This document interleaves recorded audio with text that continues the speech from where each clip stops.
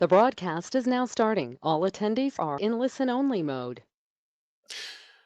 Welcome, everyone, to today's webinar. This is Robert Jakowski with On-Demand Advisors.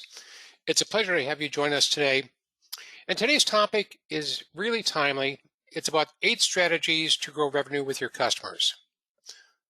Today in 2022, many of you may be experiencing economic headwinds as you're looking at growing your business.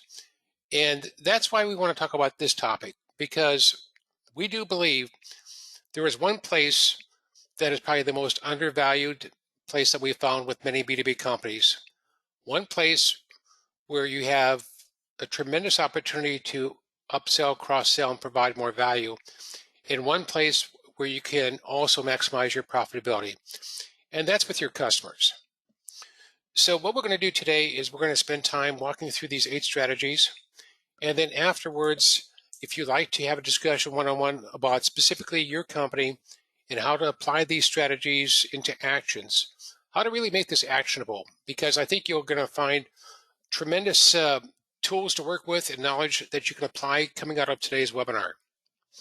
As with each of these webinars, we really appreciate your participation. We're going to have some polls today that we're going to share with the audience. We're also going to have a forum for questions and answers. So we would like you to ask all the questions that you have. In the event, as we have sometimes, because some of these webinars are very popular, sometimes we just don't get to everybody's question. I'll make sure that we get to everybody's question offline if we can't do that online today. So again, all of your input is really important, and we want to get into this topic because it's really an important topic. One of our clients is a company called Scoodude. And I remember when Craig and I were talking to the president of Scoodude, and great name for a company, by the way. They're a provider of SaaS solutions to higher education.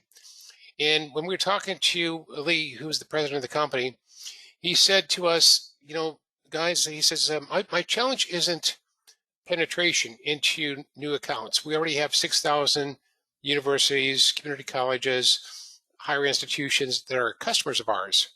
He says, my challenge is wallet share. And at the beginning, we had one solution. Now today we have 15. And our challenge is, how do we provide the majority of our solutions to each of our colleges, universities, and higher education clients that we have today? And so that was the challenge that we had working with Lee and with his team. And we helped them significantly move the needle in that area so that the average customer had 2 and then migrated to 8 new applications. So that was important in terms of wallet share. And those are one of the topics we're going to be talking about today. So again, thank you very much for joining us, and thank you for being here. Just a quick background on On-Demand Advisors. Both Craig and I, who founded the company, have been serial leaders in Silicon Valley, building some technology companies along the way, SaaS companies, cloud companies, and so forth, and service companies. And I've been in that position as CEO. Craig has been in the position as Chief Marketing Officer. So we both had tremendous opportunity to lead companies and to build what you see today, the initial evolution of the system we're going to talk about as far as revenue acceleration system. But along the way, we've also been working with typically 7 to 10 companies every year that are B2B companies, and the management team and the founders, the CEO, the business owners, and really helping them systematically think about how they're going to evolve and change and accelerate revenue for the company and do that in the most capital efficient, profitable way possible. So we are a bit of a different company. We call ourselves a revenue acceleration agency, but what we find is that it starts with strategy. You've got a strategy for your company. You've got a strategy for growth, and that needs to be anchored in best practices. And then what we've created is something that we'll share with you and share with you offline too, is our revenue acceleration system that we've been perfecting now over the past 15, 16 years. And it really does embody revenue acceleration best practices. Now today, because we're talking about customers, we're going to talk about one revenue vector, which is the relationship you have with your customers or your clients, and how do you upsell, cross-sell, or complete the solution for your customers today, as opposed to perhaps going out there and recruiting and onboarding new customers, or as opposed to working through partners in the partner channel and driving revenue that way. When I was the chief executive officer, CEO at Intact, software as a service company, half of our revenue came direct through our direct sales organization. The other half came through channel partners. So very dynamic, very robust channel partnerships that we had over 300 partners to actually help take our solutions to market. And that's a beautiful thing too. And those are things that we talk about. But as we work with our executives, with CEOs, with business owners, we find that we are always a catalyst for change in a positive way, a catalyst for best practices, and a catalyst for revenue acceleration innovations. But most importantly, as with any plan, you've got to implement the plan to achieve the results. So if you've come to our webinars in the past, you've seen this. This is the revenue acceleration system that we've implemented and perfected with our clients over many years. And every year there's more best practices that are embodied into this solution set. But what we're going to do today is we're going to talk about, for these funnels here, the marketing funnel, the lead development funnel, and your sales funnel. If you were just thinking about customers and how you're going to grow this for customers, what would you need to do if you wanted to add, let's say, another $3 million, $5 million, $10 million of revenue with your current customers? And we're going to talk about strategies that you can implement today that we've helped our clients implement to actually do just that. Okay. So to begin with, let's start with a couple polls, if we could, for everybody attending. And when you look at potential to grow your revenue for customers that you have, go ahead, if you could, weigh in and give us your thoughts on this. So when you see potential and you want to look at growing your customer revenue, what do you think are the prospects? Is it minimal? In other words, have you provided everything that they need today? Is it reasonable that you could grow that by a substantial amount? And if so, by what percentage do you think you could grow revenue by? So this is really good to see from your perspective. What do you think is the upside you have with current customers? So some will be reasonable, some will be significant, and some will be high. Okay, so thank you very much for everybody participating. And I'll just keep the poll open here for just a little bit longer, and then we'll share the results with everybody on today's webinar. Okay, very good. So here's the results.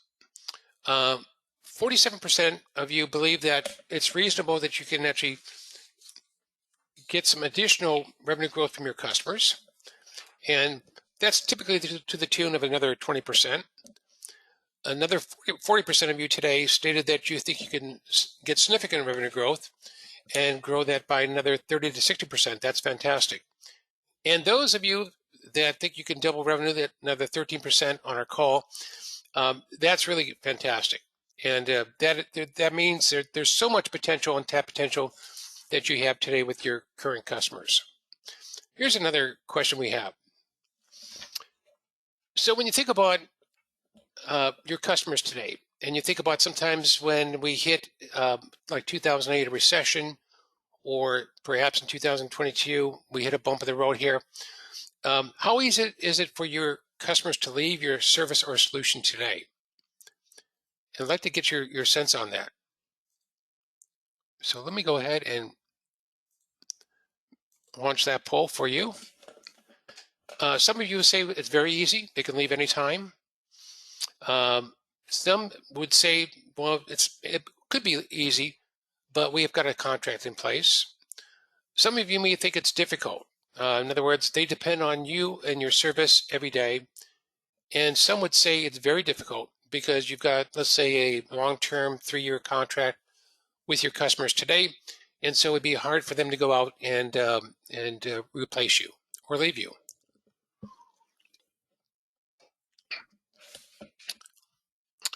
So this gets to the stickiness. How sticky is your solution with your customers?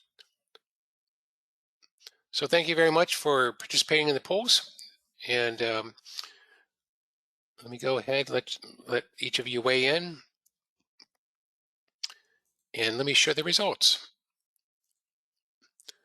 Okay, so 17% of you stated that you think it's very easy for customers to leave you. 39% said it's easy, but there is typically some type of agreement in place. 33%, which is fantastic, stated that it's difficult because they depend on you every day. And 11% believe that it's very difficult. And that's really fantastic. So that's one of the things we're going to talk about today in today's webinar is how to make yourself more sticky with your customers. So what I'm going to do today is I'm going to walk you through these 8 strategies. And then at the end of our webinar, before we go into the Q&A, we're going to talk about specific things that you can implement with each of these strategies. So the first one we'd like to talk about is what's your retention strategy? So if we're going into a recession or economic downturn right now, which could be shallow, you always want to see that you've done everything to make your service or solution sticky. And so some of the things that you can do in this area, obviously, are looking at usage that you have across the company, your client, looking at the consumption. And by the way, one of the things we found with SaaS solutions, software as a service solutions, is it gave us an ability in a multi-tenant environment to really look at the utilization that every client had across their company, across their personas or people, and gave us an opportunity to really understand in a proactive way how to work with clients to increase their usage or how to predict clients that may stop using the solution before they did. Another thing that we want to talk about is migration to a bundled offering. We help a lot of clients really think through this and create the right bundles. And we're going to share that strategy with you later in today's webinar too. But a lot of companies that we see today are selling a set of point solutions as opposed to an integrated bundle that builds on itself. And so we're going to talk about that because as you've seen with many areas, cable, TV, bundled services, many companies today, insurance, financial services, are bundling in additional services today, insurance, and it makes it more difficult for you to leave them because you're dependent upon so many services with them. Another thing is to increase the length of your subscription renewals. Some companies out there today only have a year subscription renewal, and it renews every year thereafter. We're seeing more and more clients looking at extending that to at least 3 years so that they have better predictability in terms of revenue and revenue growth over a period of time. The one thing I would say down below is reaffirming your value. And this is one thing I find interesting with a lot of companies. A lot of companies position themselves with what I would call nice to have solutions as opposed to must have solutions. What I mean by that is a lot of times they're going to spend time talking about what their solution does, what the service is, what are the tenets of that solution, what are the characteristics, what are the capabilities. But they won't spend enough time talking about where's the ROI, where's the value, how are the benefits streaming out to the organization, and looking at measurable ways to look at that solution's benefit. And so that's really a key. So when somebody's looking at continuing with your service or solution today, it's important that they view you as a must-have. What we find with a lot of clients that we work with is we help them go up these elevators, if you will, and migrating from what we call tactical to strategic messaging. So the first one, as we talked about, is focus on our platform, our service has these capabilities, these advantages, which is great. Everybody does that. But then the next question is, what are the challenges that you address? And if that's the pain, what's the aspirin? What's the value that you deliver on the back end? And so that's taking the elevator to the second floor. If you want to go further, then it's thinking about how do you really help them optimize their business, the business processes that they have? How do you deliver value against that stream of that business model that they have today. And so migrating your messaging, migrating your value propositions to the C-suite is something that's really important as you're moving up these elevators. And then finally, the fourth one is, what are the outcomes that you deliver?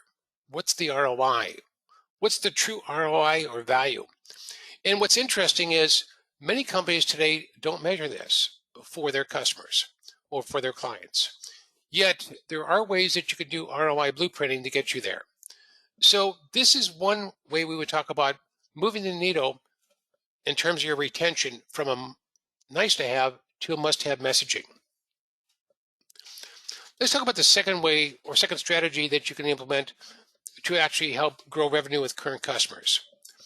And that's to reestablish your executive relationships. It's interesting when you sit down and you look at, let's say you have 1,000 clients, and you sit down and look at that 1,000 clients, you say, well, how many people do you actually know in each of those client relationships? And one of the things that we've found, for instance, we use a tool called ZoomInfo, which is publicly available out there. And in fact, we're a partner with ZoomInfo. But we sit down with many clients and we actually map out the organization with them. And it's great because if you're selling to the engineering organization, you may only know 4 or 5 people in that engineering organization. But there may be 1,000 people at that engineering organization, let's say within Chevron. And the question is, how do you extend your reach? How do you extend the benefits, the value that you can offer to that engineering organization if you don't know them? So being able to map out that organization, and there is something called ABM, which is account-based marketing, which is going deep into the enterprise, deep into your customers, really understanding all the different players, the different titles, the different agendas that you have out there, and then aligning your solutions, your services with each of those stakeholders. The second part of is deploying a strategy. What's your strategy to meet and reach each of those different stakeholders? So every time you go to work with that account or that client, what's the purpose of reaching people that you don't know today? And then finally, in addition to having a must-have positioning and solution, it's also making sure that your messages and value propositions align with the different personas or stakeholders that you have. So that's number 2. And again, this is just ZoomInfo. If I use ZoomInfo, I can go into an organization, in this case, Enbridge, which is a large global oil and gas company. And we can start mapping out, in this case, the engineering organization, and start mapping out all of the different groups, the management teams, and then you start thinking about, wow, there's a tremendous untapped potential within Enbridge because we only know 5 people, but there are 1,000 engineers in this company. So here's a question I'd like to ask. This is the third of 3 questions I have for today's, and this will lead into our next topic, which is just to ask this question. Today, as you're working with your customers, with your clients, do you hold quarterly or annual performance reviews with your customers today? And if you could just, in this case, it's just a yes or no. It's great to know when you're thinking about getting together with your clients, do you actually have called out in your engagement program performing an annual performance review with them? So we'll leave this open for a little bit and share the results with everybody on today's webinar.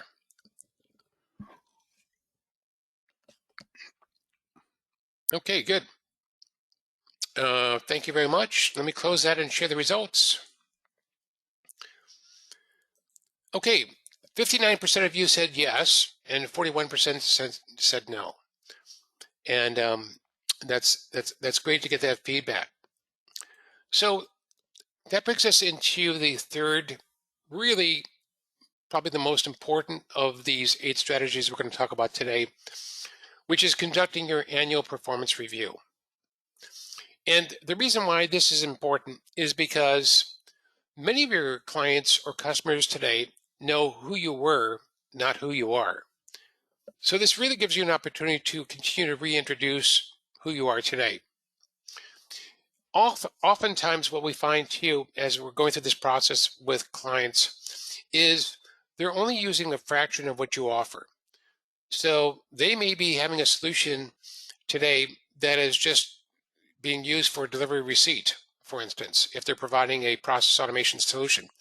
So one little piece of that solution is being used today by that company, yet they're not really aware that you offer a complete procure to pay solution, as an example.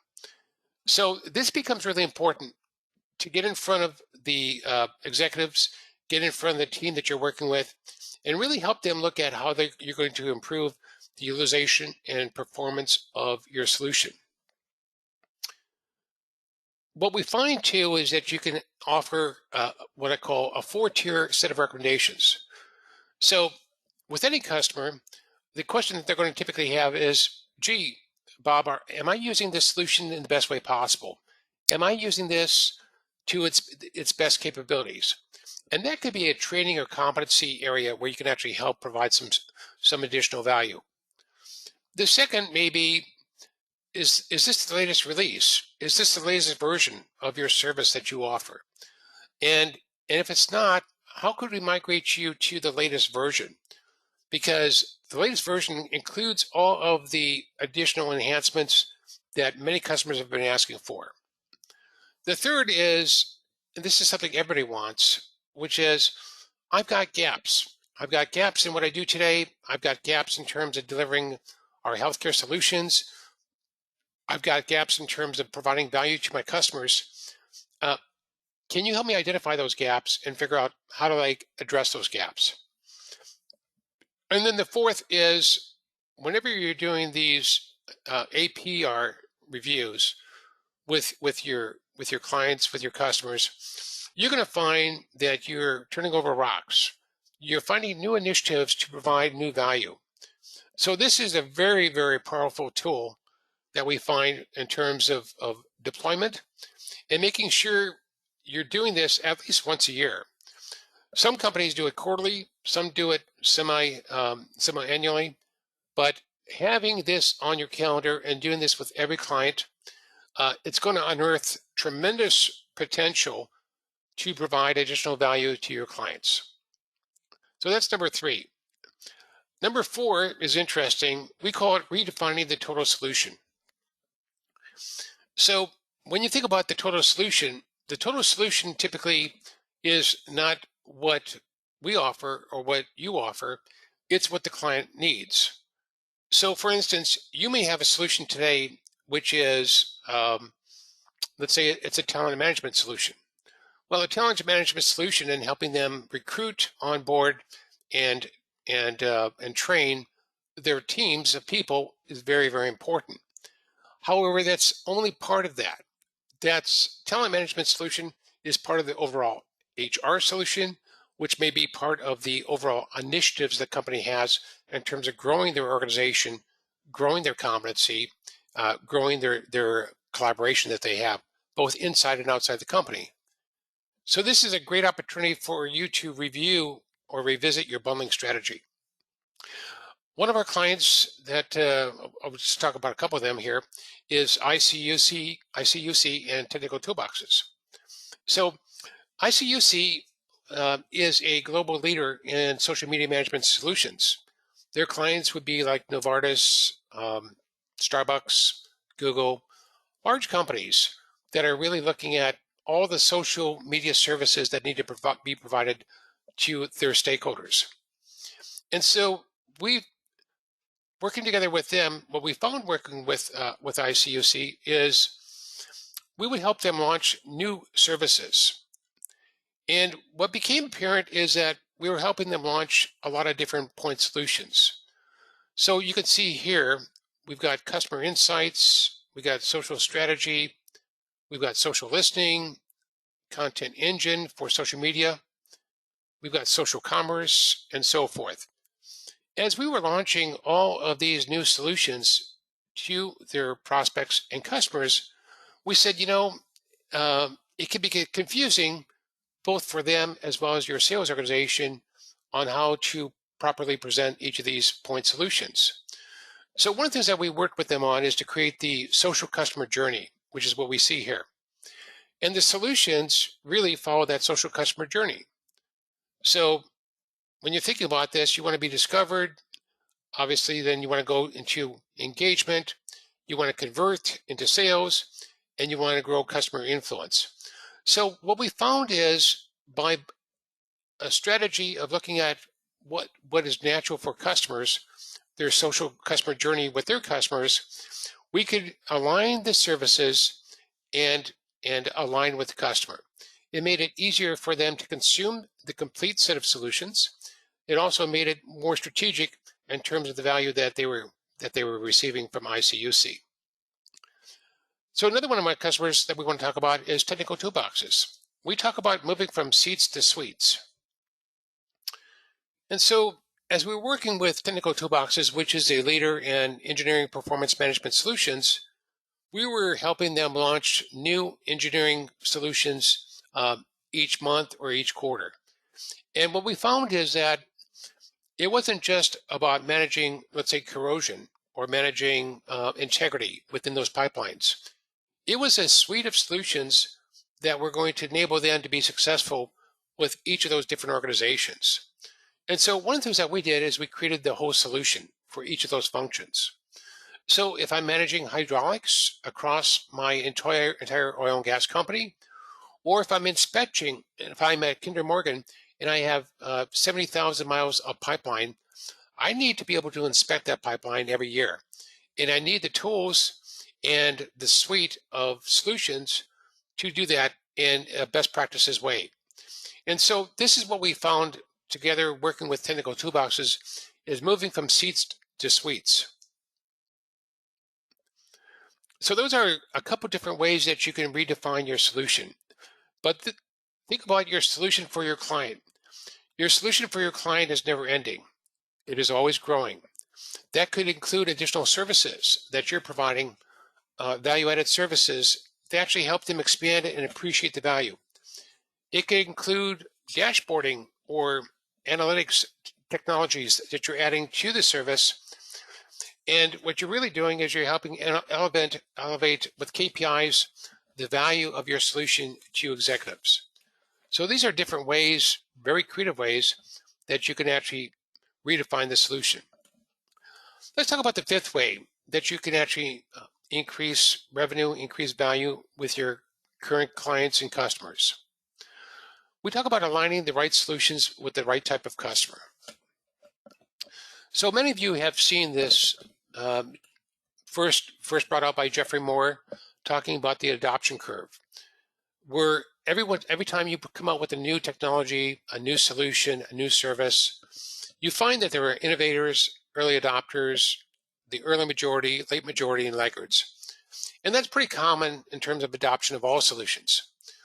And so one of the things that we advocate is create the right solutions for the right type of customer. Let me give you an example. For those early innovators, they may be a DIY, so the do-it-yourself type person. They really want the solution, the service, but they want to implement it themselves. They want to do as much as they can. It's their way of mastering what you have to offer today. When you move to the early majority or late majority, which is the vast majority of clients, a lot of times what they're looking for is, don't just give me the service or solution, help me implement that in the best way possible. Help me get my people trained. Help me figure out how to utilize it so it's going to have the greatest value for all of our audiences. The last one, laggards, if you will, a lot of times they don't want the solution. If you're a software company, a lot of people don't want your software. What they want is the service. And so what they really want is the service or the outcome. In this case, it may be a great opportunity, instead of licensing or subscribing to your software, this may be a great opportunity for you instead to offer a managed service option for them and provide that solution or that service to them. So this is about alignment. And what I found very interesting is that when you think about your current customers today, you'll start getting into a segmented strategy to figure out what is it that they want and how do you actually build the right bundles or the right solution sets for each of those different audiences you have today. Okay, let's talk about number 6. What's the number 6 way of increasing revenue with your current customers and clients? We call it the stepping stone path.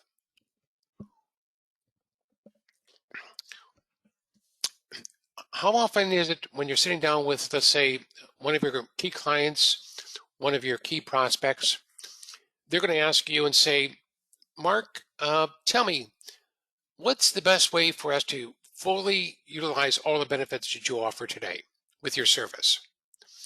And you think about some of your clients that you have today, and you think about, wow, this is a client that uses everything that we offer today. They are tremendous. We have a tremendous relationship. It's collaborative, and they fully express their value in every way that we can offer. So that becomes the end way, the end path of the stepping stone. So let me share with you a couple of different ways to create stepping stones. And for instance, at Technical Toolboxes, they have something called Pipeline Toolbox. And at Pipeline Toolbox, they have something called Crossings Workflow. Well, that allows their clients to manage all the crossings that need to occur across pipelines. So many of their clients start there. And so this is all based upon usage or consumption. The next thing that happens is they get into specific crossings of pipeline, let's say around water or rivers. And so the way that they manage those crossings is a bit different. So they need a different solution to do that. Now, in this case, their clients now are managing, let's say, hundreds of crossings per year. Now, you're managing all these crossings across your pipeline, and you say, well, where do I put this data? Well, you put this data in Encroachment Manager. So Encroachment Manager allows you to now put all of these GIS, these views, all of these documents, all of these inspections, put all of this into one place, which is the Encroachment Manager database, have all that information available for you, be able to use it if there's any type of litigation or issues that come up. And then you move forward and say, well, what's the next stepping stone? The next stepping stone is to use all of these tools, use all of these performance enhancements, not only inside your company, but also with other companies that are providing services to you, such as inspectors. So this would be a stepping stone path. Another one would be around phase deployment. So you start with one site, you build a business case, which is very typical, and then you do a phased rollout to multiple sites, perhaps globally around the world. And as you're doing that, you may even think about adding outside service providers, outside organizations that can benefit, again, from where you started, which is one site. So the stepping stone path is helping your client through a set of stepping stones fully realize the value, the utility of your solutions and services. Let's talk about number 7 and number 8. Number 7 is what we call the continuous upgrade program. And I wanted to talk about Norton antivirus. So many of you may use Norton today. One of the things I found that's really interesting with Norton is they're always upselling, always doing that. They don't wait until there's a renewal or contract renewal to do that. So if you're using Norton across your enterprise today, you're going to find all the time that they're looking at additional things that they can provide, additional services. So one of the challenges we find with a lot of companies today is they want to wait until there's a renewal cycle before they actually embark on that. Rather, we do think that every day is an opportunity for new services, new technologies, new solutions that you can provide to your clients. And why wait for the renewal cycle when you can offer that today and make that coterminous with their current contract? Number 8. Number 8 is doing something really innovative, which is enabling customers to sell to customers.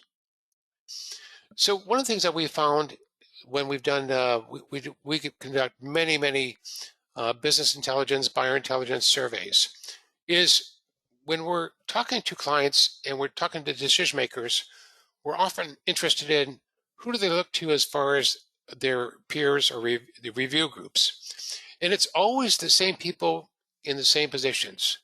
So if I'm in oil and gas companies, and let's say I'm the VP of engineering, my group that I'm looking at is other VP of engineering um, organizations at other oil and gas or sustainable companies. And so what we look at is why not bring that together in a peer-to-peer communication? The fastest way to success is creating a community of peers that are talking to peers. Another way that you can really change the trajectory of revenue growth with your current customers is to create your own version of App Exchange. So many of you may know about Salesforce. So Salesforce, providing a CRM solution a number of years ago, they created something called the App Exchange. And we at Intact were one of the founding members of the App Exchange. That basically means that we integrated our solution into their CRM solution, our financial applications. And over time, they had 10, then they had 20, then they had 100, then they had 1,000 partners that were all part of the App Exchange. You have an incredible opportunity to look at other plugin solutions and services for your clients that can provide them with additional value. So whether those are provided internally or whether those are through partners that you have, an App Exchange is another excellent way for you to look at driving revenue and value for your clients. There are other, of course, forums that you can take advantage of today, such as industry groups, focus groups, and user conferences. But it all comes down to enabling customers to sell customers.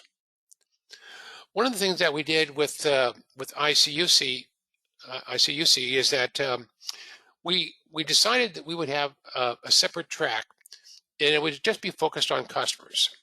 It wasn't really focused on prospects; it was focused on customers.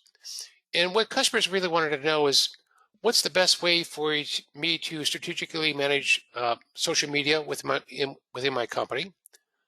What are other companies doing in terms of best practices in managing their social media that they have for their clients? And what should I be doing as far as staffing for this? How do I staff this internally and externally? What type of innovative things should I be thinking about that I'm not doing today in social services? And so this became a whole track that we created for ICUC to offer to their customers. And it's just powerful because customers want to learn from each other.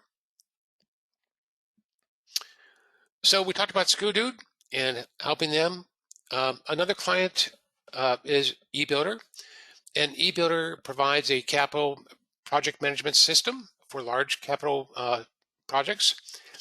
And this was different in terms of peer-to-peer selling. So what we found is that many of the large engineering organizations would work with eBuilder as a platform to manage their very large projects worldwide. And so one of those projects may be working on the Chicago Transit System or the CTA. And so a large company like AECOM would partner with eBuilder. One of the things that we found is that in this whole notion about working with a partner is we said, well, how many other project managers, account managers are there in AECOM? Oh, 1,000. And we had this wonderfully successful project that was completed for the CTA in Chicago by these two firms. So one of the things that we did is we said, let's do a webinar for the internal account managers within AECOM, and let's share with them the success for the client, the success of working together with eBuilder, the success that they can have in terms of their own careers. And it became a powerful catalyst. So every time we would do this type of webinar with the account managers within AECOM, we found that would increase the number of major new projects by 10. And then we did this with other companies, Jacobs Engineering, Bechtel, and many of the other large engineering contractors out there. So this is another way to really extend the performance of your peer-to-peer selling that you have today. So let's just recap the 8 strategies. And what I'll do in the time that we have today is just talk about some of the important takeaways. And then if you'd like to talk about how this could be applied to your company, let's set up a time to actually have a conference call like this. So the first one we talked about is just implementing your retention strategy. Very important in 2022. And the key here is making your solution sticky. The key is making your solution a must-have. Reestablishing your executive relationships is number 2. And that really gets down to mapping out your accounts, mapping out the hierarchy that you have to deal with and should be dealing with. Number 3 is conducting your APR, your annual performance review with your clients. And as we talked about earlier, this is probably the most powerful thing that you can do today. Institute that right away in this quarter, starting with all your clients, and really setting up meetings where you can come together and think about how they're getting great value out of your services today. Number 4, we talked about redefining your total solution, expanding your solution. That solution could be like what we did with ICUC or technical toolboxes, or it could be expanding that with partners. Number 5 is aligning the right solutions and the right bundling with your right type of customer, as we talked about that. Number 6 we talked about is your stepping stone strategy for advancement and expansion within current customers. Number 7 is your continuous upgrade program, and we use the analogy of Norton antivirus, where they're always looking at additional capabilities that would be of value to you. And number 8 is create a platform where customers can sell to customers. There's nobody more powerful, more genuine, more authentic than your customers providing you with a testimonial and sharing that information with their peers. We also talked about creating your version of an app exchange, which is really powerful in terms of creating community. So with that, what I like to do right now is open this up for Q&A. And any questions you have, please go ahead and post them, and I'll make sure that we can address them today. We appreciate all questions that we have are very, very important to us. Okay, so let's go ahead and go into the questions here.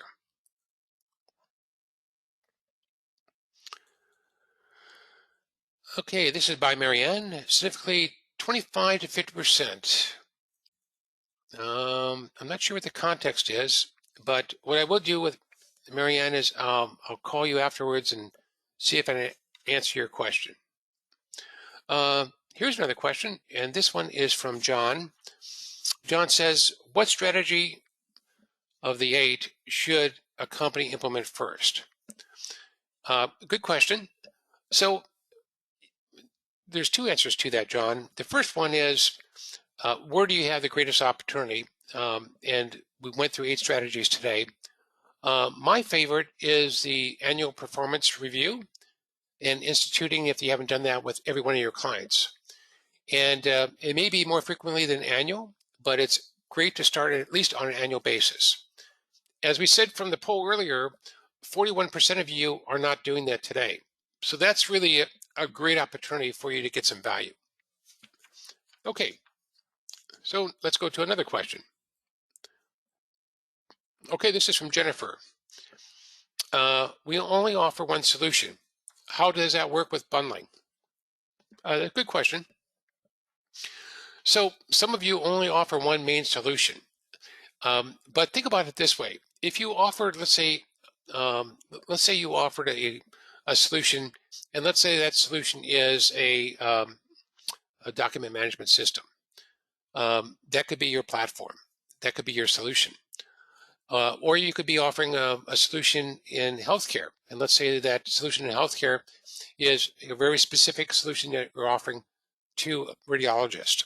It's a platform for radiologists. That's great. The question really is think about it this way. What other services can you actually bundle together with that solution to provide greater value and utilization for your customers? The other thing you should look at is what other third-party solutions plug in and complement what you do today that may be bundled together with what you do to provide what we call the whole solution for your clients. So that's a great way to look at that. So thank you for that question. Here's another question that we have, and this one is from Keitra. Keitra says, how do we create our own version of App Exchange? Great question and good conversation to be had there, of course. A great way to do that is to think about all of the integrations that need to happen with your solution or service and your customer's environment, and what are the touch points. So I will bet you that there are a lot of touch points that you have with your solution, with your clients, with your customers. So when you start doing a mapping strategy to figure out what are all those touch points that are offered there, you start thinking about who are all the partners that could be part of your App Exchange. And then the next question is, how do you work with them to incentivize their participation in your App Exchange? Okay, one final question. And this one is from Ramesh. Ramesh says, if we work with you, how does the work get split? So Ramesh, thank you for that question. When we work with clients, as we talked about, like ScrewDude, to help them, like technical toolboxes like ICUC, it's really thinking through strategically what you want to get accomplished. And then what we need to do is figure out, how does the work get done? So the work needs to get done. And once we have the plan, it's about making sure it's staffed correctly. At our company, we built 4 practices: strategy, marketing, sales enablement, and partners. And so the objective there is, once you have a strategy, you need to implement that with best practices, with resources, and do that in a very capital efficient way. So that's what we're all about at On-Demand Advisors, is being able to help you achieve those goals, achieve those revenue growth targets that you have with your customers. So again, thank you very much, everyone, for joining us today. On behalf of myself, Craig, and our entire On-Demand Advisors team, we welcome your feedback. We thank you for your participation today, and we look forward to working with you in 2022. Have a great day, and this recording will be available if you'd like to share that with your colleagues and other members of your management team.